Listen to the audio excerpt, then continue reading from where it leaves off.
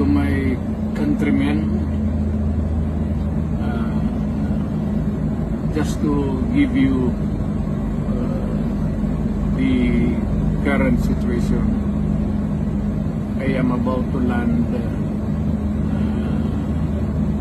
sa Hague. Galing ako Dubai. Stopover for it's a long haul, it's a long flight. Okay ako. Do not worry. And I think this is something to do with the law and order noon. At sinasabi ko naman sa mga pulis, military na trabaho kayo,